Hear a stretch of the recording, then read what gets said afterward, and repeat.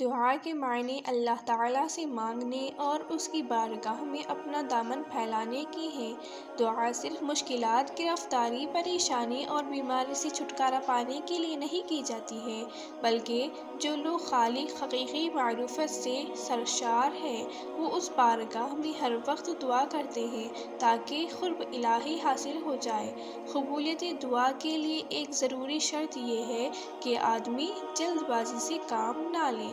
بعض دفعہ ایسا ہوتا ہے کہ آدمی اپنی کسی حاجت کے لیے دعائیں مانگتا ہے، مگر جب بظاہر وہ مراد پر نہیں آتی تو مایوس ہو کر نہ صرف دعا کو چھوڑ دیتا ہے۔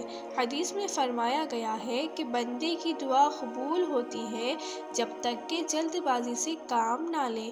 یوں تو اللہ تعالیٰ ہر وقت اپنے بندوں کی دعا کو سنتا ہے اور ان کی دعاؤں کو قبول کرتا ہے، لیکن کچھ خاص اوقات ایسے ہیں جن میں دعائیں بہت جلد قبول ہو جاتی ہیں۔ ان میں سے بعض اوقات یہ ہیں: جمعہ کے دن کی ایک خاص گھڑی۔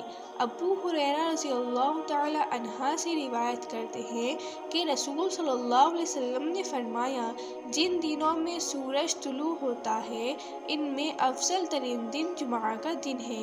اسی دن میں آدم علیہ السلام کو پیدا کیا گیا، اسی دن میں دنیا میں انہیں اتارا گیا اور اسی دن میں ان کی توبہ قبول ہوئی اور اسی دن ان کی وفات ہوئی۔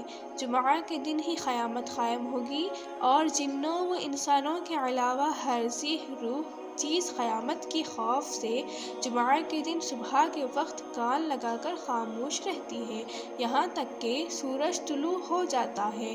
اس دن میں ایک ایسی گھڑی ہے جس گھڑی میں کوئی بھی مسلمان نماز پڑھتے ہوئے اللہ تعالیٰ سے اپنی کوئی بھی ضرورت مانگے تو اللہ تعالیٰ اس کی ضرورت پوری فرما دیتا ہے۔ نبی کریم صلی اللہ علیہ وسلم نے فرمایا کہ انسان اپنے رب کے سب سے زیادہ قریب سجدے کی حالت میں ہوتا ہے، اس لیے سجدے میں کثرت سے دعا کیا کرو۔